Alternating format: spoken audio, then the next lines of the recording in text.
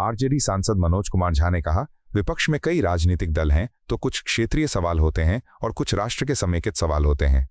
पहलगाम की सामूहिक पीड़ा, फेलियर कहां था, कैसे हुआ, फिर ऑपरेशन सिंदूर, फिर वैश्विक पटल पर हम मित्रविहीन क्यों दिखे, ये सभी सवाल हैं। इस अध्याय में वैश्विक मंच पर हमारा अलग थलग पड़ जाना वो चिंता का विषय है और इस पर समग्र बातचीत होनी चाहिए। एक तो बता दूं कि अपोजिशन में कई सारी पॉलिटिकल पार्टी हैं, तो कुछ क्षेत्रीय सवाल रहते हैं और कुछ राष्ट्र के समेकित सवाल होते हैं। पहलगाम की सामूहिक पीड़ा, फेलियर कहां था, कैसे हुआ, फिर ऑपरेशन सिंदूर, फिर वैश्विक पटल पे हम मित्रविहीन क्यों दिखे, ये सारे सवाल हैं जो सरकार की आलोचना के दृष्टिकोण से नहीं, क्योंकि सरकार आज होगी कल नहीं होगी, लेकिन ये अध्याय हम बिसरा नहीं पाएंगे। इस अध्याय में वैश्विक पटल पर हमारा एक तरह से अलग थलग पड़ जाना वो चिंता का विषय है और इस पर समग्र बातचीत हो खुले दिल से और एक उदार चरित्र सत्ता प्रतिष्ठान भी दिखाए। दिल्ली सरकार में मंत्री मनजिंदर सिंह सिरसा ने कहा, आज सुप्रीम कोर्ट के जस्टिस राजेश बिंदल और हाई कोर्ट के जस्टिस सी हरिशंकर एक पेड़ मां के नाम लगाने यहां पहुंचे। एक पेड़ मां के नाम प्रधानमंत्री मोदी का संकल्प था। इसके तहत देश में 10 करोड़ पेड़ लगने हैं। मानयोग सुप्रीम कोर्ट के जस्टिस मानयोग राजेश बिंदल जी और हाई कोर्ट के मानयोग जस्टिस सी हरिशंकर जी, वो खास तौर पर एक पेड़ माँ के नाम लगाने के लिए यहाँ पहुँचे। इस पेड़ की अहमियत क्या है, ये कल मानयोग चीफ जस्टिस साहब ने यहाँ पहुँचकर बताया। जो प्रधानमंत्री जी का एक संकल्प था एक पेड़ माँ के नाम, और उसके चलते 10 करोड़ पेड़ देश के अंदर लगने हैं, उसको और बहुत बड़ा बल मिला है। दिल्ली एक बहुत ही प्रदूषण ग्रहित शहर बनता जा रहा है। हरियाली ही इसका एक बहुत बड़ा विकल्प है और उसके लिए आज मानयोग सुप्रीम कोर्ट के जज साहब का पहुंचना और हाई कोर्ट के जज साहब का पहुंचना, ये हमारे काम करने की क्षमता में और तेजी लाएगा, हमारा मनोबल बढ़ाता है, हमारे लोगों के अंदर एक जागृति लाता है। मैं इसके लिए मानयोग सुप्रीम कोर्ट के जज साहब का और मानयोग हाई कोर्ट के जज साहब का धन्यवाद। 1 जुलाई से शुरू होने वाले मानसून सत्र से पहले सर्वदलीय बैठक पर कांग्रेस नेता उदित राज ने कहा, ये एक नियमित बैठक है, इसे हर सत्र से पहले एजेंडा तय करने के लिए बुलाया जाता है। हालांकि इसका कोई मतलब नहीं है, क्योंकि दुर्भाग्य से अब विपक्ष को सत्र में बोलने की अनुमति नहीं है। देखते हैं इस बार क्या होता है। ऑल पार्टी मीटिंग पाक युद्ध के मामले में बुलाने की कयावत विपक्ष ने बहुत किया, लेकिन नहीं हुआ। लेकिन ये तो रूटीन की मीटिंग है, हर सेशन के पहले ऑल पार्टी मीटिंग होती है और बिजनेस तय किए जाते हैं कि क्या क्या एजेंडा आने हैं। तो ये तो स्वाभाविक प्रक्रिया है, कोई स्वाभाविक नहीं है, असाधारण नहीं है। लेकिन देखते हैं कि ऑल पार्टी मीटिंग में क्या क्या एजेंडा आते हैं और उन एजेंडे को किस तरह से आगे बढ़ाया जाता है सेशन के दौरान। अब तो दुर्भाग्य हो गया कि सेशन का मतलब नहीं रह गया है, क्योंकि विपक्ष को बोलने नहीं दिया जाता है और वो बाइकआउट अक्सर होता है, डिसरप्शन होता है। कई बार ऐसा होता है कि पूरा सेशन वॉश आउट होता है। उम्मीद है कि इस बार ऐसा नहीं होगा। संसद के मानसून सत्र से पहले होने वाली इंडिया अलायंस की बैठक पर कांग्रेस सांसद प्रमोद तिवारी ने कहा, कल भाजपा एनडीए सरकार द्वारा देश को जिस संकट में धकेला गया है उसे लेकर आगामी सत्र की रणनीति बनाने पर विस्तृत चर्चा हुई। ये एक अनुकूल वातावरण में हुआ एक संयुक्त प्रयास था। मुझे आपको ये बताते हुए खुशी हो रही है कि राष्ट्रहित को सर्वोपरि रखते हुए देश, लोकतंत्र और अर्थव्यवस्था को कमजोर करने वाली भाजपा की गतिविधियों के खिलाफ निर्णय लिया गया है। पहलगाम हमले जैसे मुद्दों को उठाने का निर्णय लिया गया है, जिनमें सबसे अहम है, आज तक आतंकवादियों का कोई सुराग नहीं मिल पाया है। ऑपरेशन सिंदूर के बारे में अमेरिकी राष्ट्रपति डोनाल्ड ट्रंप ने 24वीं बार कहा कि उन्होंने युद्ध विराम करवाया। एक चौंकाने वाला बयान दिया गया कि 5 लड़ाकू विमान मार गिराए गए। रक्षा अताशे ने भी यही कहा, सीडीएस ने भी यही कहा। ये हमें परेशान करता है। बिहार में एसआईआर के साथ लोकतंत्र की हत्या हो रही है। जिस तरह से भारत अपनी विदेश नीति में अलग थलग पड़ गया है, वो भी एक मुद्दा है। अभी भी जघन्य नरसंहार हो रहे हैं, माइनस इजराइल गाजा में जो हो रहा है वो भी एक मुद्दा है। मुद्दा अनुसूचित जाति, अनुसूचित जनजाति, महिलाओं और अल्पसंख्यकों के उत्पीड़न और उनके खिलाफ अपराधों का भी है। हमने विशेष रूप से 8 मुद्दों की पहचान की है। हमें विश्वास है कि सभी 24 दल हमारा समर्थन करेंगे, यहाँ तक कि जो दल इसका हिस्सा नहीं है वे भी हमारा समर्थन करेंगे। कल बहुत विस्तार से सौहार्दपूर्ण वातावरण में देश को जिस संकट में खड़ा कर दिया है भारतीय जनता पार्टी की एनडीए सरकार ने केंद्र में, उस पर आगामी सत्र में रणनीति बनाने का एकजुट प्रयास हुआ। मुझे बताने में ये प्रसन्नता है कि सभी देश हित को ऊपर रख के भारतीय जनता पार्टी की उन गतिविधियों से जिससे देश का लोकतंत्र, देश की अर्थव्यवस्था कमज़ोर हो रही है, एकजुट होकर लड़ने का फैसला किया है, मुद्दे उठाने का फैसला किया है, जिनमें सबसे महत्वपूर्ण पहलगाम, जहां 26 बहनों का सुहाग उजाड़ा गया, आज तक आतंकी ज़मीन के अंदर समा गए या आसमान खा गया नहीं पता लगा। इसी तरह ऑपरेशन सिंदूर में 24वीं बार अमेरिका के राष्ट्रपति डोनाल्ड ट्रंप ने कहा है कि सीज फायर उन्होंने करा दिया, और सबसे चौंकाने वाला बयान दिया है कि 5 युद्धक विमान मार गिराए गए। मिलिट्री अटैची ने भी कहा था, इसके पहले सीडीएस ने भी कहा था कि हमने सबक सीखा। ये मन को उद्वेलित करने वाली बातें हैं। बिहार में लोकतंत्र की जिस तरह हत्या हो रही है एसआईआर को लेके, वो मुद्दा है। जिस तरीके से भारत की विदेश नीति में भारत अकेला अलग थलग पड़ गया है, वो भी मुद्दा है हमारा। जिस तरीके से अभी भी रोज जघन्य नरसंहार हो रहा है, इजराइल कर रहा है फिलिस्तीन में, गाजा में, वो भी मुद्दा है। मुद्दा है शेड्यूल कास्ट, शेड्यूल ट्राइब, महिलाओं और अल्पसंख्यकों के खिलाफ जिस तरह उत्पीड़न उनका हो रहा है, अपराध हो रहे हैं। इसी तरह बहुत मुद्दे हैं, जो लगभग 8 मुद्दे हमने खास तौर से चिन्हित किए हैं। हमें पूरा भरोसा है कि हम 24 के 24 और जो दल नहीं भी इसमें शामिल हैं वो भी हमारा साथ देंगे। आम आदमी पार्टी के सांसद संजय सिंह ने कहा, सदन के माध्यम से कुछ अत्यंत गंभीर और राष्ट्रीय महत्व के मुद्दे उठाना चाहता हूं। सबसे पहले अमेरिका के राष्ट्रपति द्वारा बार बार किए जा रहे उस दावे पर मैं सरकार से जवाब चाहता हूं, जिसमें कहा गया है कि भारत ने व्यापार समझौते के बदले संघर्ष विराम किया। क्या देश की सुरक्षा नीतियां अब अंतर्राष्ट्रीय सौदों की शर्त बन चुकी हैं? प्रधानमंत्री को सदन में आकर स्पष्ट करना चाहिए कि क्या अमेरिका के कहने पर हमारी सेनाओं ने संघर्ष विराम किया, और क्या सचमुच हमारे 5 लड़ाकू विमान मार गिराए गए? दूसरा मुद्दा है दिल्ली में चल रही बुलडोजर कार्रवाई का। प्रधानमंत्री ने गारंटी कार्ड देकर यूपी, बिहार और पूर्वांचल के लोगों को आश्वासन दिया था, लेकिन आज उनके छोटे छोटे ठेले और दुकानें उजाड़ दी जा रही हैं। ये बेरोजगारी और बेघर होने की मार है। मैं इसके खिलाफ आवाज उठाऊंगा। साथ ही हाल की विमान दुर्घटना में पायलट को दोषी ठहराने की जल्दबाजी, उत्तर प्रदेश में कानून व्यवस्था की स्थिति और बिहार में एसआईआर अभ्यास के नाम पर हो रहा चुनावी घोटाला, ये सभी मुद्दे हम संसद के मानसून सत्र में प्रमुखता से उठाएंगे। सवाल तो देश की सुरक्षा से जुड़ा हुआ है, और जिस तरीके से ऑपरेशन सिंदूर का सीज फायर अमेरिका के राष्ट्रपति ने किया, उसको लेके सारे हिंदुस्तानियों के मन में सवाल है। और ये भारत का अपमान है कि वो बार बार ये कह रहा है कि ट्रेड डील के नाम पे उसने सीज फायर कराया। तो भारत की सरकार को इस पर स्पष्टीकरण देना चाहिए, सदन में आके प्रधानमंत्री जी को बयान देना चाहिए। ये मामला उठाऊंगा। 5 जेट गिराए जाने की बात भी वो कह रहा है, जो कि उसका काम नहीं है।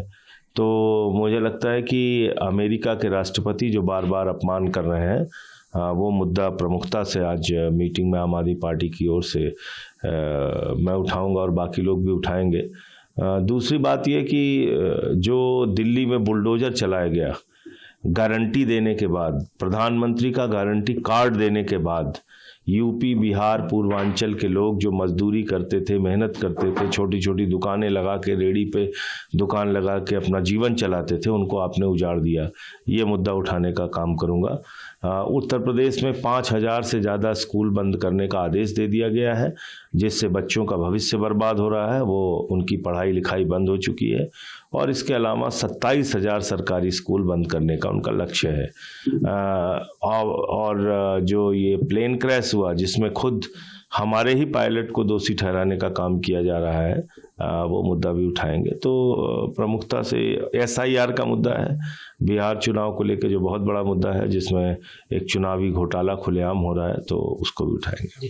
अभी तक इंडिया ब्लॉक के बैनर चले, आप इनके जो मुद्दे हैं, आपके मुद्दे हैं, एक समान है, तो एक साथ आप देखिए, जैसे कि आम आदमी पार्टी का आप इतिहास देखेंगे तो इंडिया गठबंधन में तो हम लोग लोकसभा चुनाव में शामिल हुए। उसके पहले भी सशक्त विपक्ष की भूमिका आम आदमी पार्टी ने सदन में निभाई है और सड़क पर भी निभाई है, तो वो काम हम करेंगे। संसद के मानसून सत्र से पहले होने वाली इंडिया अलायंस की बैठक पर समाजवादी पार्टी सांसद अवधेश प्रसाद ने कहा, संसद का ये मानसून सत्र ऐसे समय में शुरू हो रहा है जब देश ने कई हृदय विदारक और लोकतंत्र को झकझोर देने वाली घटनाओं का सामना किया है। हाल ही में पहलगाम में हुआ आतंकी हमला न केवल जम्मू कश्मीर बल्कि पूरे देश के लिए पीड़ा का कारण बना। उस समय देश एकजुट हुआ, सभी राजनीतिक दलों ने सरकार को पूरा समर्थन दिया। हमारे नेता श्री अखिलेश यादव जी ने भी साफ कहा था कि समाजवादी पार्टी सरकार के हर रचनात्मक कदम के साथ खड़ी रहेगी। लेकिन अब सवाल उठता है, सरकार ने पहलगाम के बाद क्या ठोस और प्रभावी कदम उठाए? क्या पीड़ित परिवारों को राहत मिली? क्या आतंकी नेटवर्क को जड़ से खत्म करने की कोई रणनीति सामने आई? इन सवालों के जवाब देश की जनता चाहती है और इस सदन में चर्चा होनी चाहिए। साथ ही बिहार में चुनाव प्रक्रिया को जिस तरह विकृत किया जा रहा है, वो लोकतंत्र के मूल ढांचे पर हमला है। मतदाता सूची से नाम काटे जा रहे हैं, लोगों के वोट देने के अधिकार को रोका जा रहा है। मिल्कीपुर विधानसभा उपचुनाव का परिणाम लोकतंत्र पर पहली खुली डकैती जैसा है और चुनाव आयोग की चुप्पी अत्यंत दुर्भाग्यपूर्ण है। देश की नज़र इस सदन पर है। हमें हर ज्वलंत मुद्दे पर चर्चा करनी ही होगी ताकि लोकतंत्र सुरक्षित रहे। 23 जुलाई से लोकसभा का सत्र आहूत है और ऐसे समय में ये सत्र आहूत हुआ है जबकि देश में तमाम बड़ी बड़ी घटनाएं हुई, दिल को दहलाने वाली घटनाएं हुई। इससे पहलगाम में जो दर्दनाक घटना हुई है, और लेकिन इस घटना के बाद सारे देश में एकता का परिचय किया गया। अनेकता में एकता का जो हमारा सूत्र है, उस सूत्र को बंधन को मजबूत किया है और वर्तमान सरकार को भरपूर समर्थन दिया था। हमारे नेता माननीय अखिलेश जी ने सरकार से, केंद्र सरकार को खुला चेक दिया था कि गांव में जो भी कदम उठाए जाएं, उस कदम के साथ हम और हमारी पार्टी है। इसी तरह देश के कम बेश सभी राजनीतिक दलों ने सरकार को समर्थन दिया है। लेकिन अफसोस के साथ कहना पड़ रहा है कि आज पहलगाम में हमारी सरकार ने कौन से सार्थक कदम उठाए हैं। हमारे देश की देवतुल्य जनता आज भी इस बात की इंतजारी कर रही है कि पहलगाम में सरकार द्वारा उठाए गए कदम क्या है। ये चर्चा का विषय है और ये चर्चा कल के जो हमारा सदन की शुरुआत हो रही है, देश की सबसे लोकतंत्र की सबसे बड़े, दुनिया के सबसे बड़े लोकतंत्र के मंदिर में इसकी चर्चा होगी। कांग्रेस नेता संदीप दीक्षित ने अपनी मां और दिल्ली की पूर्व मुख्यमंत्री शीला दीक्षित को उनकी पुण्यतिथि पर डीपीसीसी कार्यालय में श्रद्धांजलि दी। उन्होंने कहा, उन्हें गुजरे 6 साल हो गए हैं। वो मेरी मां और हमारी नेता थीं। इसके साथ ही उन्होंने ही दिल्ली का निर्माण किया था। उन्हें एक ऐसी नेता के रूप में याद किया जाता है जिन्होंने राष्ट्रीय राजधानी के लिए एक अच्छा मॉडल दिया। इसलिए आज मैं उनके बेटे और एक नागरिक के रूप में उन्हें श्रद्धांजलि देने आया हूं। तो एक तो अपनी भावना है, मेरी माँ भी थी, हमारी लीडर भी थी, और उससे बड़ा जो दिल्ली को बनाने वाली एक नेत्री थी। तो जब भी उनका हम लोग स्मरण करते हैं, एक व्यक्तिगत स्मरण, एक संबंध होते हैं, उसका तो होता ही है कांग्रेस के नेता के रूप में। लेकिन सबसे जो बात बार बार आती है, ये एक ऐसी व्यक्ति थी जिसने इस शहर को संवारा। आज दिल्ली नहीं, पूरे देश में माना जाता है कि सही में अगर किसी ने एक अच्छे विकास का मॉडल दिया तो शीला जी ने दिया। तो हम लोग एक नागरिक के रूप में, एक दिल्ली के रहने वाले के रूप में और एक बेटे के रूप में अपनी श्रद्धांजलि अर्पित करने आए हैं। और उनके जाने के इतने साल बाद भी आज दिल्ली उनके काम को, उनके यश को याद करती है। यही समझ लीजिए सबसे बड़ी श्रद्धांजलि है। त्रिपुरा के मुख्यमंत्री माणिक साहा नए आपराधिक कानूनों और एनडीपीएस अधिनियम के तहत जांच और अभियोजन पर कार्यशाला में शामिल हुए। उन्होंने कहा, प्रधानमंत्री मोदी और गृह मंत्री अमित शाह इस विषय पर जिस तरह से काम कर रहे हैं, उससे त्रिपुरा में भी जो नए 3 कानून बने हैं, हम उन्हें लागू करने की कोशिश कर रहे हैं। ये 3 कानून लोगों के अनुकूल हैं। इन कानूनों में पीड़ित और आरोपियों के लिए बहुत सुविधा है। देखिए, माननीय प्रधानमंत्री जी का जो दूरदर्शिता है और माननीय गृह मंत्री अमित शाह जी जिस तरह इस विषय को लेके काम कर रहा है, उस हिसाब से त्रिपुरा में भी जो नया 3 कानून बना है, तो इसको इम्प्लीमेंट करने के लिए हम लोग काफी कोशिश कर रहे हैं। हमारे पुलिस डिपार्टमेंट से डीजी साहब भी मेरे साथ है, हमारा चीफ सेक्रेटरी साहब भी है, और पूरा टीम हम लोग चाह रहे हैं यहाँ पर अच्छी तरह से कोऑर्डिनेशन अच्छा हो जितना स्टेक होल्डर से। इस विषय में आज यहाँ पर वर्कशॉप का इनॉग्रेशन हुआ फर्स्ट सेशन में। सेकंड सेशन में पूरा डिटेल्स बात होगा। इससे ये पीपुल फ्रेंडली जो 3 कानून बना है, पीपुल फ्रेंडली है। उसमें जो विक्टिम्स है उनके लिए तो है ही सुविधा, जो मैंने क्राइम किया है एक्यूज, उनके लिए भी बहुत सारा सुविधा है। उनको भी नहीं मालूम है क्या हो रहा है क्या नहीं हो रहा है, टाइमली उनको भी इंफॉर्मेशन मिलेगा, स्टेज क्या है, और टाइमलाइन भी बंधा हुआ है। और बहुत लोग जैसे वुमेन्स हुआ या गर्ल्स हो गया, इन लोगों को एक फिक्स्ड मैंने एज दिया हुआ है, जो बिलो अगर 18 ईयर्स हो या 60 ईयर्स के अबव हो, इनको थाना जाने की जरूरत नहीं है। और 0 FIR का भी बंदोबस्त है, किसी भी जगह से कोई भी FIR कर सकता है। तो बहुत सारा चीज है, बहुत अच्छा। हम लोग गुवाहाटी में भी कुछ दिन पहले हम लोग मार्च में गए थे 2025 में, तो वहां पर भी पूरा नॉर्थ ईस्टर्न का जो स्टेट है सबको लेके हमारे ऑनरेबल होम मिनिस्टर साहब के अध्यक्षता में वहां पर मीटिंग हुआ है, ताकि ये सीरियसली ये इम्प्लीमेंट हो। और यहाँ पर सीरियसली भी काम हो रहा है। कुछ दिन पहले दिल्ली में भी मीटिंग हुआ है और हम लोग अच्छा काम है, और वहाँ पर मैंने they have appreciated our efforts. और मैं समझता हूँ यहाँ पर आज जितना स्टेक होल्डर से सब मिल के अभी जो सेकंड सेशन में टेक्निकल जो प्रॉब्लम क्या क्या सुविधा है असुविधा है सब चीज लेके बात करेंगे और ये सक्सेस होगा। त्रिपुरा में आप जानते हो जो पूरा 28 राज्य में नीचे से हम लोग 3rd पोजीशन में आए लॉ एंड ऑर्डर में, तो मैं समझता हूँ और नीचे हम लोग जाएंगे। और निश्चित ये जो आज का जो ये वर्कशॉप हो रहा है इसमें फायदा होगा। सर्वदलीय बैठक में भाग लेने के बाद कांग्रेस सांसद गौरव गोगोई ने कहा, काफी समय बीत चुका है और सरकार को अपनी चूक के ऊपर अपनी बात रखनी होगी। युद्ध के लिए हमने अपनी सेनाओं को पूरा समर्थन दिया। इसके पश्चात जो घटनाक्रम हुआ है उस पर प्रधानमंत्री मोदी को प्रकाश डालना चाहिए, क्योंकि जो बयान अमेरिकी राष्ट्रपति डोनाल्ड ट्रंप की ओर से आ रहे हैं वे कहीं न कहीं भारत की गरिमा और सेना के शौर्य पर सवाल उठाता है। आज चुनाव आयोग विभिन्न राजनीतिक दलों के साथ वार्तालाप करने से भी हिचकिचा रहा है। रक्षा और विदेश नीति पर बात रखना बहुत जरूरी है। सदन के द्वारा देश को संबोधित करने का अवसर हमें मिलेगा और सरकार से अहम सवालों का जवाब सुनने को मिलेगा, और इसीलिए हमारी ये मांग है कि ऐसे कुछ विशेष विषय इस सदन में, इस सत्र में उठाए जाएंगे, जिसके कारण इस बार हमारी पहले से ज्यादा उम्मीद है कि प्रधानमंत्री मोदी जी सदन के अंदर, सदन के द्वारा देश को संबोधित करेंगे।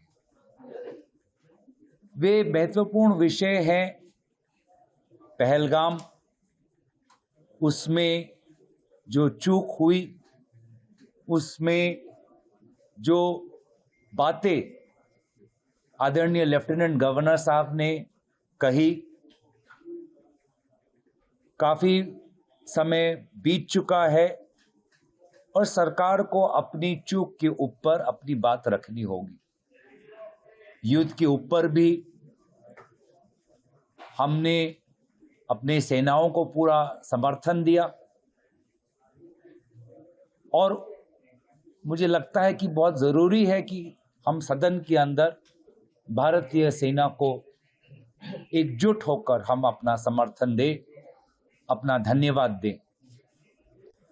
लेकिन उसके पश्चात जो घटनाक्रम हुआ है उसको लेकर आदरणीय प्रधानमंत्री मोदी जी को इस विषय पर प्रकाश डालना बहुत ज़रूरी होगा, क्योंकि जो बयान आज अमेरिका के राष्ट्रपति से आ रहे हैं वो कहीं ना कहीं भारत की गरिमा, भारत की सेना की शौर्य पर सवाल उठाता है। और अमेरिका के राष्ट्रपति के उत्तर कोई मंत्री नहीं, कोई विशेष सूत्र नहीं, कोई प्रेस रिलीज नहीं, सिर्फ भारत के प्रधानमंत्री ही दे सकते हैं। उत्तर प्रदेश के मुख्यमंत्री योगी आदित्यनाथ ने कहा, मैं हरिद्वार से पावन गंगा जल लेकर आने वाले सभी शिव भक्तों का स्वागत करता हूं। सरकार और विभिन्न सामाजिक संगठनों ने भी इसके लिए पुख्ता व्यवस्था की है। किसी श्रद्धालु को कष्ट ना हो, सुरक्षा से जुड़ा हुआ कोई मुद्दा ना बने, यातायात की समस्या का सामना ना करना पड़े, इसके लिए जहां पुख्ता व्यवस्था की गई है, वहीं धार्मिक संगठनों द्वारा जगह जगह पंडाल लगाकर उनके स्वागत के लिए व्यवस्था की गई है। ये उनकी श्रद्धा को सम्मान देने का प्रयास है। हमें ध्यान में रखना होगा कि जहां उत्साह और उमंग है, श्रद्धा और भक्ति है, उसको भंग करने के लिए कुछ तत्व लगातार प्रयास कर रहे हैं। ऐसे तत्वों द्वारा ये प्रयास किया जा रहा है कि कांवड़ यात्रा को बदनाम किया जाए। ये हर कांवड़ संघ का दायित्व बनता है कि वे किसी भी ऐसे तत्व को जो भगवान शिव की इस पावन यात्रा को बदनाम करने का प्रयास करके उपद्रवी के बेस में छिपे हुए हैं, उन्हें बेनकाब करें और प्रशासन को तत्काल इसकी सूचना दें। इस अवसर पर हरिद्वार से पावन गंगा जल लेकर के आने वाले सभी शिव भक्तों का मैं हृदय से स्वागत करता हूं। मुझे बहुत अच्छा लगा है कि बड़ी श्रद्धा भाव के साथ कावड़ लेकर के चल रहे शिव भक्त, युवा हैं, बच्चे हैं, बुजुर्ग हैं, महिलाएं हैं, सामाजिक समता का उदाहरण प्रस्तुत करते हुए इस पूरे मार्ग पर श्रद्धा भक्ति के साथ आगे बढ़ रहे हैं। जो अपार श्रद्धा का भाव इन सभी श्रद्धालुओं के इस कठिन साधना और परिश्रम में देखने को मिलता है, इसका अभिनंदन होना चाहिए, इसे प्रोत्साहित करना चाहिए।